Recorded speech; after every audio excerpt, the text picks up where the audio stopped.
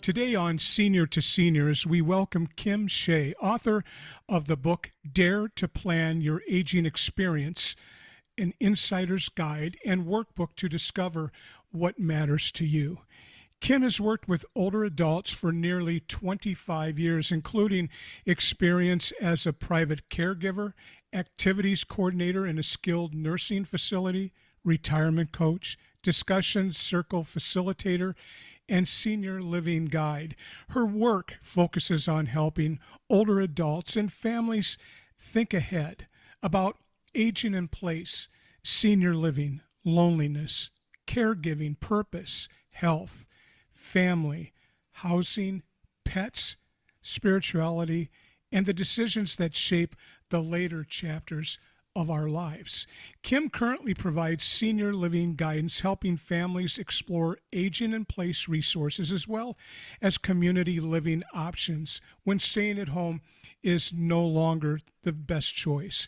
Her services are described as no charge to clients. She is also known for facilitating friendship builder circles, helping older adults build connection, build community, and support. Her book, Dare to Plan Your Aging Experience, is a 132-page guidebook and workbook designed to help older adults thoughtfully consider what they want as they age and to help caregivers provide support with more compassion, clarity, and respect. Today I'm in Dallas, Texas, and Kim happens to be in Southern California. Kim, welcome to the podcast. Thank you very much, Jim. I'm really honored to be here. Thanks. So we have a lot to talk about. I was able to get a copy of her pre-publication of her book, and so I had the opportunity to read through it, and I just love the way that the book is written, how it's presented, and it's a lot different than any other book I've read, and I think will be a great surprise. But we'll get to your book. Before we do that, could you tell me what first pulled you into working with older adults, and when did you realize, Kim, that what you do is more than a job, that it's a calling? Great question. I've always been interested in older adults. When I was a little girl, I had the freedom to be able to walk around my neighborhood and go knock on doors. And I liked playing with my friends, but I also liked knocking on the doors of older people. And they would always invite me in, give me some lemonade, tell me about every single plant in their backyard and where it came from. And I'd look around their house and ask about things I saw that were interesting. Another man had cats. I would go sit with him while he brought his cats out on leashes every afternoon. And I just enjoyed talking to them. It wasn't that I thought they were cute or anything like that. They were just interesting people to me. Yeah. And then when I got older, I had the opportunity to be a caregiver for a neighbor. And I think I would have been probably like 45 or something at that time. And so I developed an understanding of what he needed, how important it was for him to feel purposeful and useful, no matter how far his disease was progressing, knowing that it was terminal, it still mattered. I learned a lot from that experience. And then when he passed away, I realized it was very important to me to find a career where I was being helpful. I didn't exactly know what that looked like, but a friend of mine was taking on a position as the director of nursing in a skilled nursing. And she said, "We have an activities director position open." I said, "That I can do." And I really enjoyed it. I really enjoyed working with older adults. And then it just became clear to me, like, this is what I'm here for. This is what I'm here to do. Yeah, and it's kind of my mission. We have kind of a commonality with that, obviously, with this podcast, geared towards seniors. But I also work in real estate and have changed my business in the last 5 years to focus on seniors, to work with seniors. Not only am I one, but I enjoy and have always, like you, have always enjoyed being around adults. And I played with kids, but adults were always special, have always been special to me. Nice. And as I mentioned, I had the privilege of reading your book before the publication, and the publication date is in August, and I'll have that on the podcast notes. And one thing, Kim, that stuck with me immediately is that the book really isn't about aging. It's a book about remaining yourself while you age. And what was your intention right from the beginning of writing this book? My intention was to have people think about all the different aspects of planning for a positive aging experience and not be caught off guard and do crisis planning, as a lot of people do. Something happens, all of a sudden it's, oh my gosh, we're going to need a caregiver. We don't know if we can go home yet. And who are we going to do? Who are we going to find to support us? Where would we go? And I want people to be planning ahead, but also to consider the different perspectives. So, for example, a lot of people will say, I am never leaving my house. They're going to carry me out of here in a cardboard box. Yeah. Well, you need to think about the other things that go along with that and decide if that is really what you mean. Is that really the best decision for you and to receive the best care that you need? How is that going to work out? Who is involved? How are you going to pay for it? Things like that. I just want people to consider all the different aspects of what they want of their life and then write it down because it's a workbook. Yeah, and your book doesn't, what I noticed, it doesn't dive into statistics, right from the beginning. A lot of books will hit you in the face with statistics and so Mhm. forth. You talked and started, your introduction talks about Liz and her mother, Mhm. and you talk about a daughter carrying guilt and so forth. Tell us about your introduction and why you started the book in that way. That was the story I thought about when I thought about what would I write. And that particular conversation was impactful to me because this woman came in to visit her mother, Liz, almost every day. She was there every day. The staff knew her. She would talk to people about how was her mother doing, what were things that were going on. She would take her out shopping, but she was very dedicated. Hmm. And she came to me so frustrated and she just said, geez, my mother is telling me, why don't you come around more? I'm here all the time. She said, I never visit her. And I said, well, that's not true. But I just wanted her to pull back for her own perspective, a caregiver's perspective, to step back and think about her mom 10 years previously. Is that what your mom would have said to you? Would she have expected you to even come here every day? Hmm. Probably not. Some parents would, but most would not. And so I asked her to think about that, and she did. And I think it helped to just step back and realize that's not really my mom. My mom doesn't feel that way about me, and I'm doing a good job. I'm coming here often enough, and I'm doing what I should be doing, and probably above and beyond. But that Yeah. caused me to write a survey to ask older adults who are 55 plus, what do they want? And that was one of the questions is how often do you expect your loved ones to come visit you when the time comes that you are in a nursing home or if you're in the hospital? Most people said, I don't want my kids to come over here all the time and be around me. I don't want them to give up their lives or their careers or anything for me. Yeah. And so your survey was you surveyed people between the ages of 50 and 91, I Mhm. believe, as I saw in your book. And uh, I'm sure you got a lot of surprising answers to your survey. Tell me maybe what was the most surprising of all of those thoughts people had in the survey? I think the most surprising was that it became clear so many people were feeling like they could control the aging process by choosing to do things differently. Like, I'm going to meditate. I am going to eat the right food. I'm going to exercise. I'm going to make sure that I live in a single story house. Making plans. And what it really boils down to is trying to have control over a process that you don't really have control over totally, but you do have more than you know. And some people were really aware of that and trying to reduce the odds of them having problems or to reduce their risk of dementia, things like that. So a lot of people were really active about it. And then other people, it was surprising because they just felt like it's too late. There's nothing I can do. Hmm. I'm sick and I have no options. And that was surprising, but really sad to hear too. Mm. So what do the words aging well? What do those words mean to you? To me, that means aging in a way that you would like to age in the most healthful way possible, with you having the most independence possible, the best support possible, and feeling that you are respected and loved and safe. Yeah. So what can people do that are watching our podcast today and hopefully sharing this podcast with other seniors, even Yeah. their kids and so forth? What are the first things people should do? I would say, purchasing your book would be a great start Mhm. because you really take people through the process. And what I noticed about the book is that it's not just a read.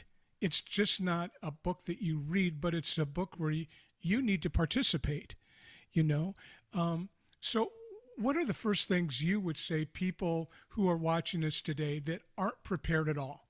What should they do first? And I'm not here to push your book and Mhm. but there are books that are worthy of reading, especially for people of our age, and I think yours is one of them. Um, Thank you. so how would you answer that? I think there are tools out there that you can get that are more medical. You can have the POLST filled out, POLST. You work with your doctor on that, and it says, I don't want any life-saving measures if anything happens to me. There's something called the vial of life, which you can put on your refrigerator. And with the POLST and the vial of life, you keep these things on your refrigerator. And in a crisis, when 911 is called, the paramedics know to go look at your refrigerator and see if these documents are on there to take with them to the hospital. So they know whether or not they should be trying to resuscitate you or to allow you to be comfortable. Are they trained to do that, to go to the Mhm. refrigerator? Yeah, Is they that kind know. of They know. really? Yes, and in some places, like in an assisted living community, they might be trained to go look into the medicine cabinet because there's usually a magnetic surface on the back, so they could pull that document off of there. Yeah, Hmm. so they have that, and that's a nice tool. But that's a crisis. So, but in terms of if if you were to say, it's so important to me to have a pet in my life, Hmm. then as a caregiver of that person at some point in time, you might be able to open this book up and see that that was really important to dad. It's important to him to have a pet. So then you can make a decision. How can we accommodate that? If we can't, maybe we can bring in a robotic pet if his memory is quite far diminished. He might not necessarily put two and two together that this is a robotic pet, but you can make decisions to help support your parent. But I think the most important thing you can do is start to have the discussions and start thinking about it. My book is a good guide, and I will be sending out a checklist that's at the back to people for free if that's something they want. I think the book is enjoyable for myself. That's just my perspective. Yeah. But you could just look at a checklist and start having these conversations, start thinking about it, and then talk about it. You've got to find someone to talk about it to, or get to an attorney or something, get this information documented. But otherwise, people are helpless to help you when there's a crisis, when you may not be able to speak for yourself as well or be as logical as you should be, but they can make decisions that are in your best interest. Well, and people aren't as logical as they should be. What I've seen, what I've read, and even in podcast interviews that I've done, it seems that the crisis happens right now, right now, and there's no plan. Mhm. Sometimes there isn't instructions for doctors. There aren't even wills. Things aren't taken care of financially. So what are some of the stories or a story from a crisis that you've seen, maybe more than others? I just tell you, I've seen them where somebody will fall, Mhm. they'll break their hip, and now they're in a crisis. Yeah. They have to go somewhere. They don't know where they're going to go. Their kids don't know. What kind of crisis is have you seen and have you witnessed the most? That is a typical crisis. Somebody has a fall, and now they don't know what's available to them in the area. They don't know which skilled nursing they should go to when they leave the hospital. They don't know which skilled nursing will cover their insurance. They don't know where is a possible if they need assisted living. They don't know where that is. They don't know how much sorry, they don't know how much caregiving costs if they think they want to bring somebody into their home and provide care. They don't know how much that costs and how it is generally more expensive than moving to an assisted living, even if you just move there temporarily. So there are Oh just yeah. things like that where people don't know or they don't realize that this place is out of your reach financially, or this place has a waiting list of 6 months to 2 years. We have places around here in Southern California where the waiting list is 5 years long. Yeah. So to just think, well, that's what I'm going to do. I mean, I had an example of a woman who came to me and she said, I'm going to sell my house. I'm going to travel the world and I am going to take the money that I get from that and I'm going to just enjoy myself. Then I'll come back here and then I will move into a senior living community and the government will help me. And I said, we need to talk. That's not exactly Hmm. how it works. And Hmm. even the money that you would be getting from the federal government to help you or the state government, it's not going to buy you a place where you were necessarily going to want to live. So little things like that, just having not a thorough understanding of how much things cost and what your options are. And I mean, where I live, there are a lot of options. There are a lot of places to live. Some places, you have maybe two or three communities near you, so it might be easier. But if you live in a big area, big city, there's usually a lot of places, and some are a good fit for you, and some just are not. And even if you haven't done the background checks on these places to find out whether or not this place has a good reputation or whether licensing has had to come in several times to Yeah. address the same problem. Yeah, and sometimes there isn't time. It happens right now, and people need to make decisions maybe too quickly. So your book has gives people the ability to know how to start a list and to put a list together and to help them plan for this. Correct? Correct. Yeah, And and just to have those notes and really think about everything, every aspect of it. so I'm sure I don't remember this in your book, but I know that often there are very difficult situations when, about housing, about driving, Mhm. about finances or health. Um, how can you lessen the difficulty of those conversations? I have a section in every chapter for caregivers, and the idea is to help caregivers understand a more compassionate way to address a lot of these issues. And I understand as a caregiver, it gets very frustrating. And sometimes you're trying to have what to you seems like a logical conversation with somebody, but you're not always seeing the whole picture. So, for example, walking into mom or dad and saying, I'm taking your keys away. You have to stop driving. This is ridiculous. You've dented the car for the fifth time. You have to understand what driving means to people. It's independence, it's freedom, it's a way to the doctor's office, it's a way to the grocery store, the senior center. When you take that away, you need to understand how that affects them. And so then what's the game plan? But the way to do it is to come in compassionately because they're losing their independence when those keys go away.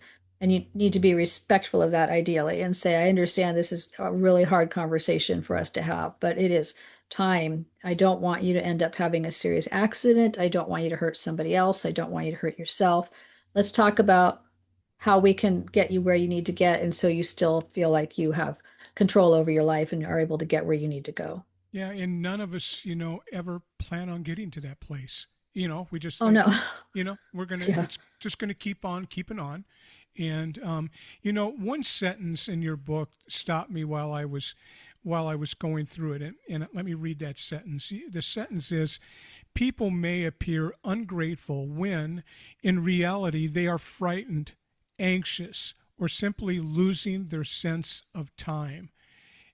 Question is, how many family relationships could actually be healed and feelings not hurt if people simply understood this one truth that people may appear ungrateful, uh, they but they're probably frightened or anxious, or Mhm. as your sentence said, they're losing their sense of time. Yeah, I mean there's a lot. I see a lot of wonderful caregivers out there, children who are so dedicated and doting. And then I see children who are frustrated, they're angry at their parents. They don't even care what I'm doing for them. They don't even appreciate me. They don't remember who I am, and they get angry by that. They're hurt too. So you've got both sides dealing with their own emotional challenges right there. But to try and get people to step back a minute and really think about your parent. Other times, there's a whole history of a bad, unhealthy relationship, and it's Sure. hard to fix it at that point. But some people you can help them understand at some point along the way, like this isn't really who your mom is. This isn't really what she would ever intend for you. And I do believe that they are grateful for the attention that you're giving them, the problems you're having to solve on their behalf. I do believe they are, at least on some higher level. But it can be hard in the day to day. You're like in this foxhole with people trying to navigate, and it's hard. I told you to wait here. Why did you go over there? We need to go get in the car. We're going to be late for the appointment. And people get upset. They don't understand. I made this food for you. You don't want to eat it. It's like dealing with an ungrateful child, and now you've got ungrateful children, ungrateful parents, and you've got the sandwich generation who's dealing with both ends. They're dealing with their kids and they're dealing with their parents or their grandparents, and it just gets overwhelming. People get overwhelmed, but to have them understand just on a more compassionate level that's compassionate towards themselves and towards the people they're taking care of, I think it could go a long way. So I'm guessing you have helped facilitate difficult discussions, in the work that you've done. Mhm. Maybe as a third party. Have you done those kind of mitigations? I guess you would call them. Tell me Not what where that. I have everybody in the room because sometimes the person who is the source of frustration is not really able to participate in that conversation. They've got memory issues, they've got their anxiety, their fears, they're under the influence of certain medications. And Yeah, so you can't always have a logical conversation with them. It's more about working with the family to help them step back. So, for example, when we'll go tour a community and it's the whole family together, and the parents are nervous. They're not really sure they want to make this move and they really yeah, just want to go home. And that's all anybody ever wants is just to go home. And so they're nervous, whereas the kids are walking through like, wow, this place is amazing. I would love to live here. And I have to tell them, this is a big, big deal for your parents. To you, you're looking at it like, this is beautiful. It's a resort. The food's great.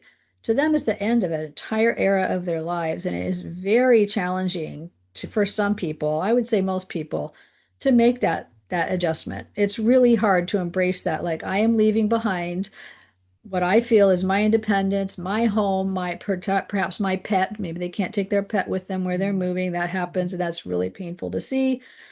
And their freedom. It to them it just feels like the end of an era. And it takes time to adjust. I don't care how nice the place is, it takes time to adjust. But sometimes the kids can't see that because they're thinking, this place costs $10,000 a month. They got a chandelier here, a grand piano, 3 meals a day. They can't always see it from the same perspective because they're going home. At the end of the day, they're going Yeah, home to their own house and driving in their cars and having their lives. It is a big adjustment. So I try to talk with people to try and get them to come at it. I never try and do it like, listen, you're doing it the wrong way. I just want people to understand. Just please try and see it from their perspective. yeah. Well, that's great to hear that. I can think of one particular time where I was doing a real estate transaction with a couple, and I sold their home, and they were both going to a nursing home, a facility, and we did the closing actually at this facility because that's where they were going. They didn't Well, have a home anymore. yeah. And I can remember one of the hardest moments in my entire real estate career was leaving them after we signed all the documents and they got, the closing check and all that. But we were much closer than that.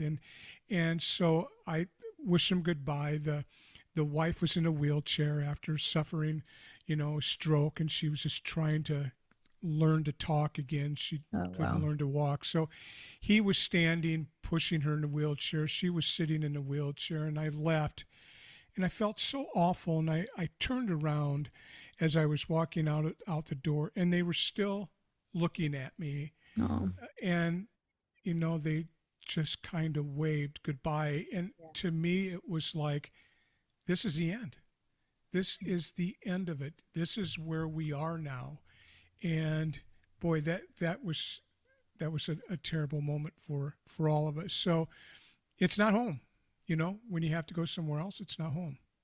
It's not home, but it does become home for a lot of people. And it's never Yeah. the same. And there's frustrations like, I called for help. Why did it take you 20 minutes to come get to me? Well, that's because the caregiver is managing 8 to 15 Yeah. different apartments of people, and so it's hard. But they do tend to know the staff, love the staff. The staff become like extended family, and the opportunities, the friendships they can make. It just takes time though, and so when you leave people there is guilt. I have felt it too, and it's professional, but I just feel like, oh, if maybe there was a way you could have stayed home. I'll go through it in my Yeah. head. No, the Yeah. answer is there wasn't, Yeah. but it still feels terrible that sometimes you just some people like you're going to be so much happier, and then other people you just think, well, maybe it would have been, but Yeah. it's not. It's sometimes that Yeah. is the right thing to do. A lot of times it's the right thing to do, which is why you're where you are. Yeah. Exactly. Could we talk about loneliness for just a minute? Because I think loneliness is one of those things that can really uh, surrounds a lot of seniors and can take over their life. I know loneliness is a huge issue, especially for seniors. So, which do you think is greater threat to healthy aging? Do you think it's disease, or do you think it's loneliness? I think the loneliness is the hardest part. A lot of people I know, they live with illnesses. It's by the time you're 80 or 90 years old, there's usually something going on there. So it's Yeah, something that you've learned to live with, and maybe you hate it and you're frustrated by it. But when you have a lot of distractions throughout the day, people, conversations, things that uplift you, moments where you feel like you were helpful to somebody else, those can really carry you a long way throughout the day.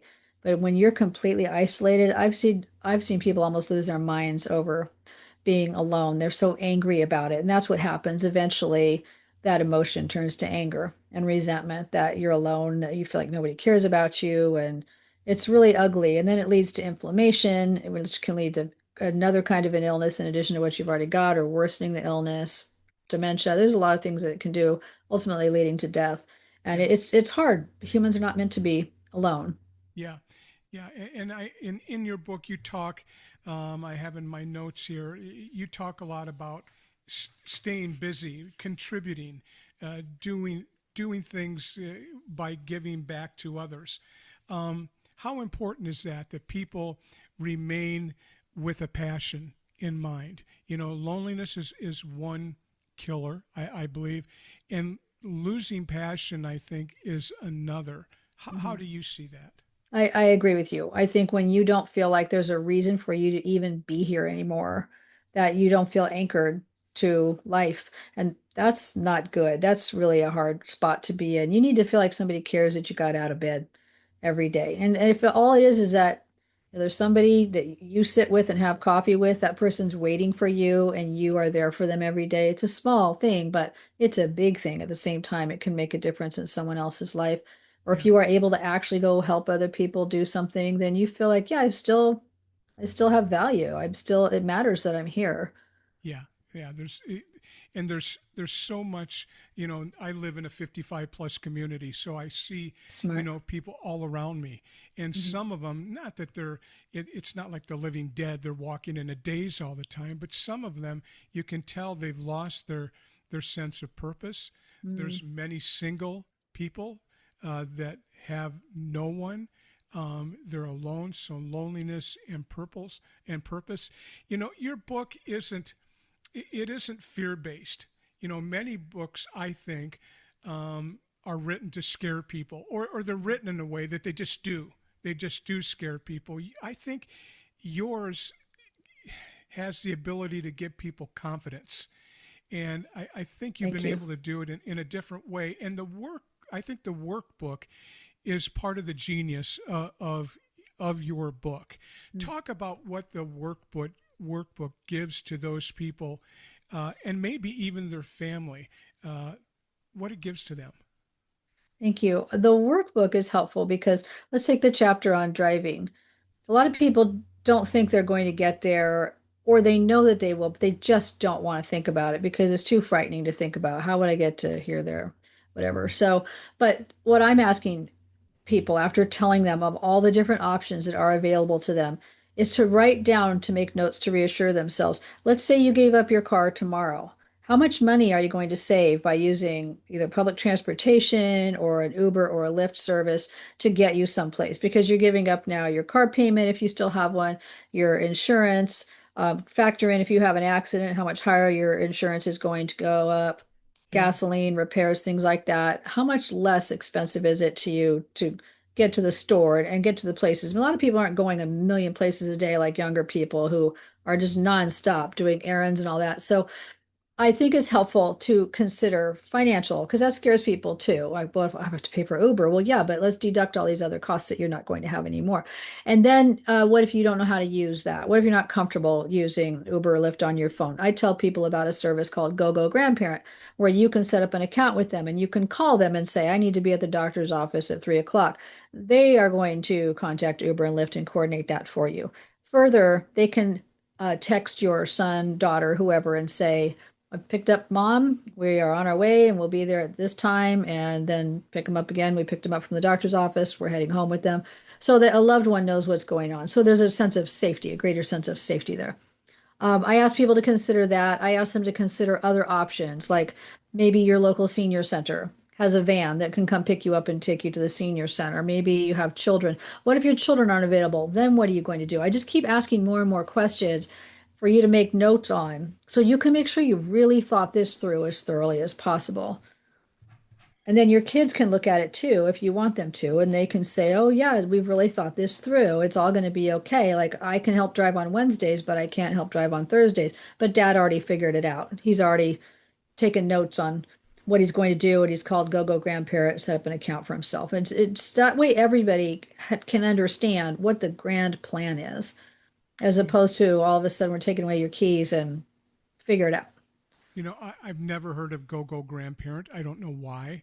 Um, but maybe approaching it that, gee, someone's going to pick you up. You don't even have to drive. Mhm. Someone's going to actually provide you the drive. I found I'm actually part of a clinical study for my eyes, and so once a month I have to have an injection in my eye, Yeah. and so it's 40 miles away, but they have a driver that picks me up Oh, in a nice. in a luxury automobile that I could Nice. never afford to buy, Yeah. so they picked me up in something I wish I could drive, and they picked me up and they deliver me there, pick me up there, and bring me back home. So there are benefits, and go grandparent is an interesting one.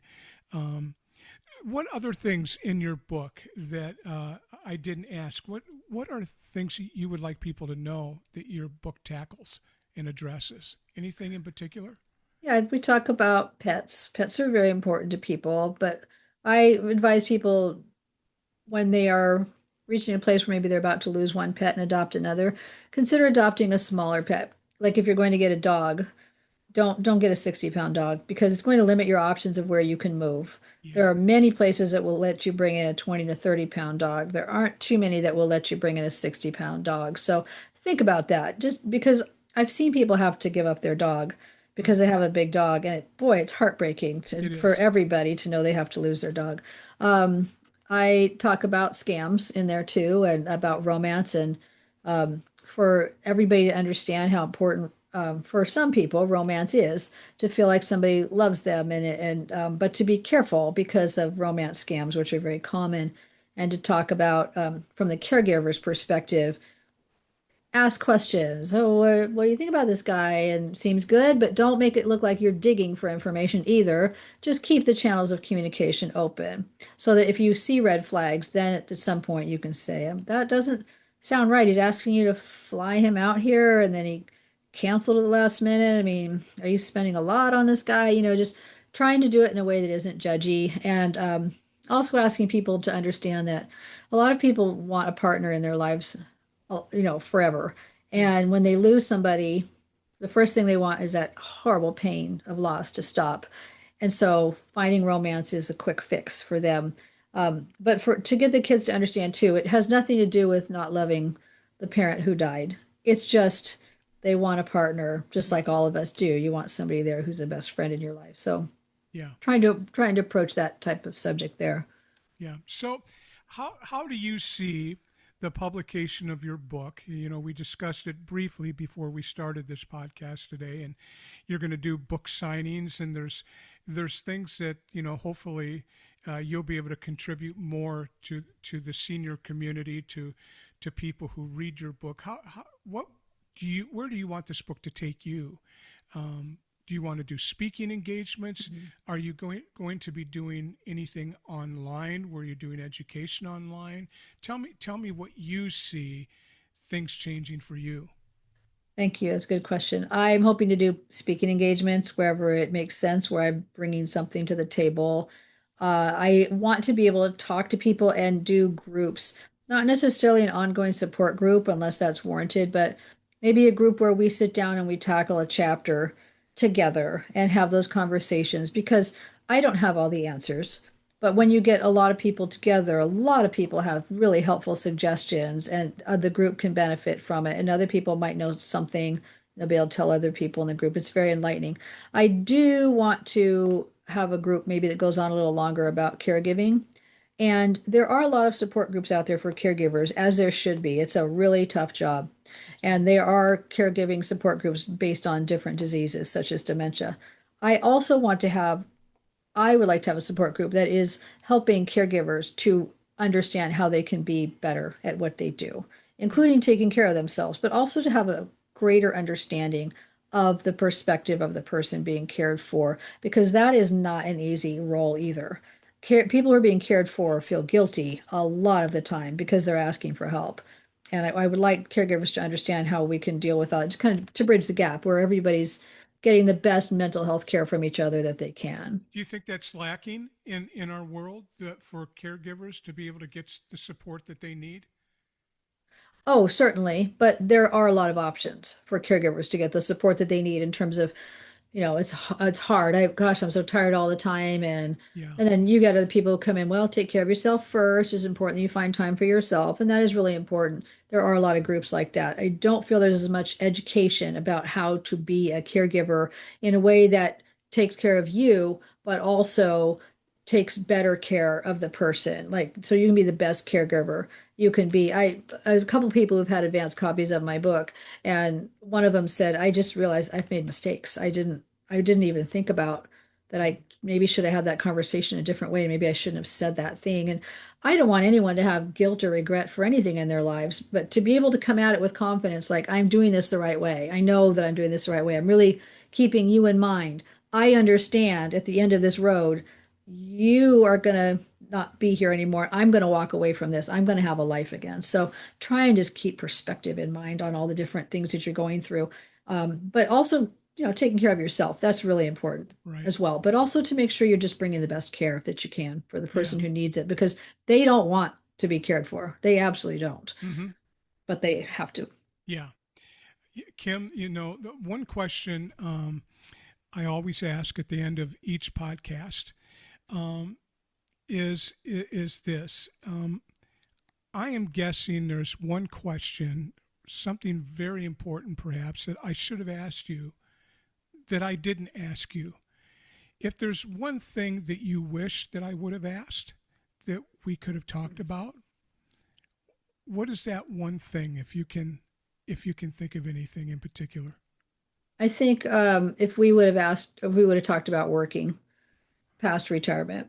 I think talking about that is important. I think for a lot of people, not working and not volunteering leaves a big hole in their lives.